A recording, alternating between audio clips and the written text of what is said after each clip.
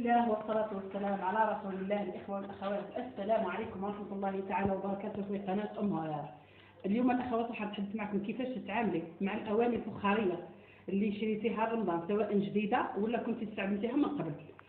المهم الأخوات، أول حاجة راح نتحدث لكم عن الأواني الفخارية اللي راح نطيبوا فيها، والنوع الجيد اللي تشريه من الأواني الفخارية، وما تغلطيش الأخطاء اللي غلطناها احنا. كما تشوفوا الأخوات، الأواني الفخارية فيها زوج أنواع، كاينه اللي اللون تاعها عادي كما تشوفوا الاخوات، وكاينه اللي اللون تاعها يلمع نديري لها الطبقه تاع البارني. هذا بالنسبه للانواع تاع الفخار، هو يعني 100% صحي تاعنا، هو الفخار تاعنا احنا اللي نستعملوه، اللي يخدموه الامهات تاعنا في الدار. كيما الزير هذا خدمته لي واحد المراه في الدار، دارت الطيب والقرمود هرسته وخدمته لي، طيبته في النار وعطات لي الشكل هذا صحي 100%. هذا نستعملوه من الماء الزير. بالنسبه للاخوات، الطريقه كيفاش تستعملي الانيه الفخاريه اول مره، سواء اللي راح تطيبي فيها ولا اللي راح تحضري فيها الماء. نجيو على بركه الله الاخوات. بعد ما تكوني شريتي الاناء تاع الفخار، واش اللي تجيبي قبل ما تستعمليه؟ تحكمي تعبيه بالماء، تعمريه بالماء، تمليه بالماء، وتزيدي تحطيه في اناء في باسينه فيها الماء، وتخليه يبات ليله كامله. نعطيكم طريقه الاخوات زي ما تاعو بعدا، وحبذا الغطاء هذا بعد يكون مليان هو ثاني نغطيه بالماء، نخليه ليله كامله. بعد ما نخليه ليله كامله، تفوت عليه ليله كامله، واش اللي نجيب الاناء تاعي هذا الاخوات، نفرغه. ولو ان الاناء هذا مستعمل، اللي حبيت نعطيكم الطريقه برك. نخليه كيما هكا، ما نكبوش على وجهه، ما نديروش هكا. علاه نخلي هذاك الماء اللي بقى باش يزيد يتشربوا مليح مليح، ونحطه كيما هكذا ونخليه جانبا يشيح ليله كامله، نهار يومين، المهم منين يشيح. ونجي هذا النوع الاول اللي ما فيهش هذا الصبغه او الماده هذه. شريتي مثلا الاخوات الاناء ولا البرمه تاعك ولقيتيها مصبوغه من داخل كيما تاعي انا هذه، فيها الاخوات غلطه واش راح ندير.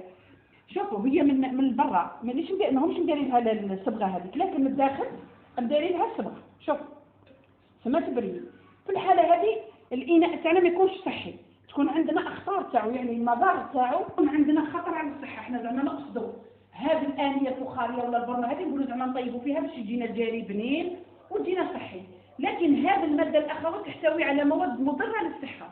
واش اللي نديروا في الحاله هذه باش تكون احنا هذه البرمه هذه ما تكونش مضره بالصحه تاعنا؟ بعد ما شرينا لقينا فيها الباري هذا، نجيبوا الاخرات الخل. واش اللي ديري؟ تصبي كميه من الخل قيمه كاس بالطريقه هذه، وزيدي تجيبي الاخوات، زيدي تجيبي كاس تاع ماء بالطريقه هذه الاخوات، ونحطوها تغلي بالطريقه هذه. شوفوا معايا هكا، شوفوا معايا جيدا الاخوات. تم وحطيت الماء، شوفوا الغاز ديما، شوف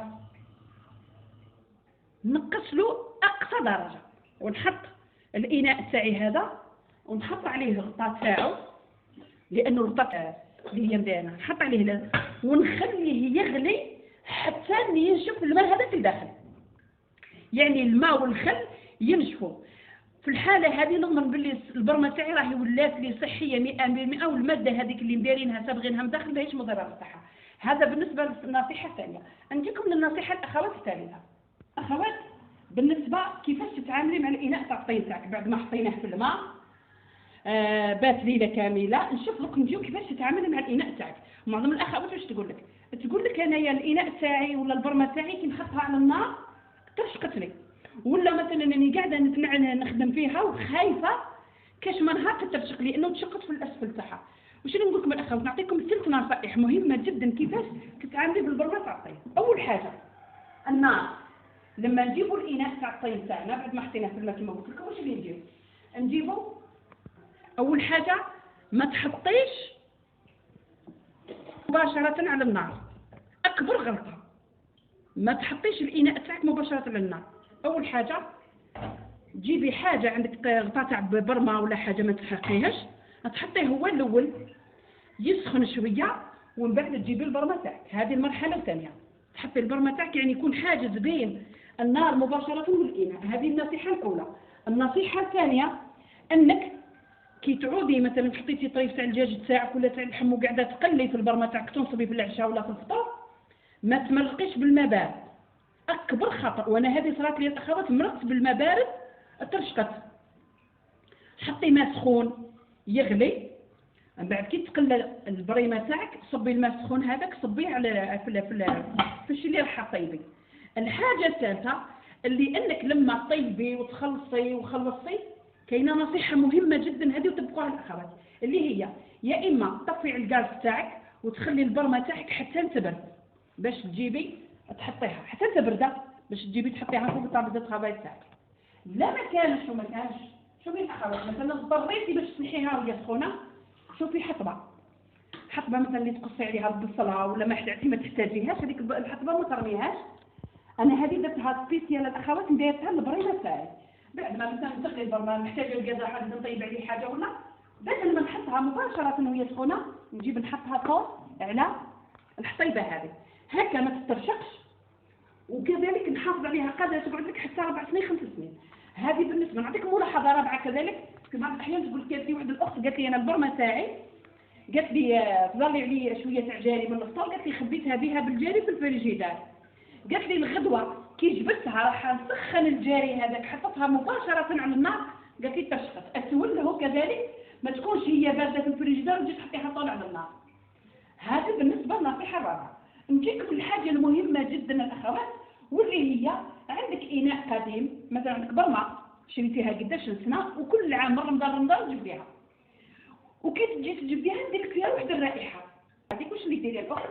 شوفي معايا جيده.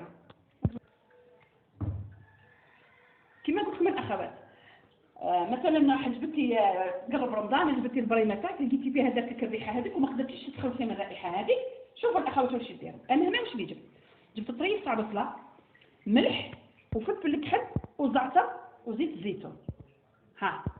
هذا واش ندير، مواد طبيعيه جدا ما فيها حتى حاجه. اول حاجه نحط البصيله تاعي بعد ما قصيتيها اطراف عشوائيا هكاك، وزيدي حطي الفلفل الكحل والملح هذاك، وجيبي الزعتر تاعك كما تشوفوا الاخوات، حكيه بين يديك كيما هكا باش يطلق المفعول تاعو، وجيبي الزويته تاعك مغيفه ولا زوج ولا مهم. ما عندكش زيت الزيتون ديري الشحمه ماشي مشكل. بالطريقه هذه الاخوات كيما هكا واش اللي ديري وحكمي ادهني به البرمه تاعك كامل هكا بالطريقه هذه الاخوات على الحراره كامل، وما الغطاء تاعها ثاني ما تنساياش الغطاء ثاني وديري له شويه كيما هكا، وخليها ذات ليله مثلا حطيها هكا فوق البوطاجي ولا، ودقيقه على دقيقه ولا ساعه من يجيب لك طريقه الكوزينه عاودي حركي كيما هكا بالطريقه هذه الاخوات وخليها. هذه طريقه فعاله جدا باش تمحى لك الروائح الكريهه من الاواني الفخار. كيما ضبط تاعي هذا الزير هذا واش اللي ندير له الاخوات، نحب نحط فيه الماء صرتو في الصيف يحكم البروده رائع. الاخوات الاناء مثلا تحطي فيه الماء ما عندوش هو عنايه كبيره بزاف اللي تقولي ما تخافوش مش حنطيبوا فيه، تحطوا فيه الماء برك، هو حبذا تغسليه بشويه تاع زعتر مضيف ولا شويه تاع نعناع، ما فيه نعناع ماء سخون، لانه هو كنت تعرفوا الماء تاعو فيه الكاكير وفيه الحوايج هذوك يقحوا في الكاع على الاناء.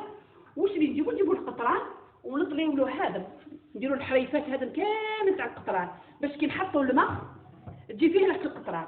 هذا بالنسبه للنصيحه تاع بكري الاخوات، انا ما زلت من تاع بكري. نجيبكم النصيحه الاخيره والمهمه جدا. عندك اناء الاخوات، كسر لك الاناء تاعك وما لقيتيش كيفاش ديري له، لانه معظم الاخوات تقول لك انا تكسر لي الاناء تاعي وخفت نرميه ولا كي نطيب فيه نخاف العشاء تاعي يسيحلي. واش اللي يديروا الاخوات؟ سهله خلاص. كانت الام تاعي ربي يرحمها بكري واش كانت دير؟ كي تكسر لها طاجين تاع الطيب تجيب شويه تاع غرس ولا حبيبه تاع دقله ولا واش اللي دير كيما هكا. شوفوا الاخوات تعجنيها جيدا وتحكمي ديري على الشقوق هذوك بالطريقه هذه. قولي يا اخوات الطريقه هذه فعاله جدا، لانه الغرس راح يتحرق يدخل بين الشقوق هذيك تاع الاناء، وبالتالي تحفظي وتضمني باللي راكي حفظتي الاناء تاعك. وصدقوني الاخوات هذه راهي نتيجه فعاله جدا. هكذا شوفي معايا جيدا.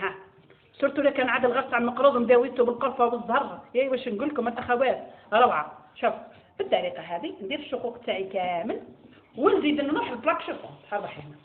انا هذا واش اللي ندير، نجيب الاناء تاعي نشعلوا الغاز. شوف الخبز نقص خلاص هاك، شفتوا معايا، ونحط الاناء تاعي بالطريقه هذه. نقص الاخوات، انا قلت لكم نقصوا وخليوه حتى تشوفوا هذاك الغرس بدا يغلي. من بعد كي تشوفوا الغرس هذاك، علاه؟ لانه ربما تقولي لي علاه ما حطيتيش بالطريقه هذه. لا، كون نحطوا بالطريقه هذه يسيح الغرس. انا تعمدت نديروا الطريقه هذه، نقلبها على وجهها باش نضمن بلي الغرس تاعي يسخن وتخف الشقوق هذيك. من بعد واحد نص ساعه ولا ساعه كي نشوفوا بدا الدخان يطلع، نعاود نقلب الاناء تاعي بالطريقه هذه ونحطه كيما هكا على اناء كيما هذا هكا، نحطه كيما هكا ونخليه يتحرك هذاك الغاز. كي يتحرك الغاز هذاك نضمن بلي الشقوق هذيك راهي تسدد، وحافظت على البرمه تاعي ونقدر نطيب فيها في اي وقت. هذا الاخوات بالنسبه للنصائح كيفاش تتعاملي مع الاواني الفخاريه، تكون قديمه ولا تكون جديده، ولا كيفاش تعودي طيبي، كيفاش تتعاملي معها. المهم الاخوات واش اللي نقول لكم، نتمنى الفيديو تاع اليوم يكون عجبكم، والاواني الفخاريه تاع تكون عجبتكم هي الاخرى. ما نقدرش نحط هذه لانه سكر. سمعتوني الاخوات واش نقول لكم؟ رمضان كريم مسبقا، اللهم بلغنا رمضان لا فاقدين ولا مفقودين. وفي الايام المقبله بحول الله تعالى راح نولي ندير معكم فيديوهات وكاين مفاجات. استودعكم الله الذي لا تضيع ودائعه، والسلام عليكم ورحمه الله تعالى وبركاته. دمتم سالمين.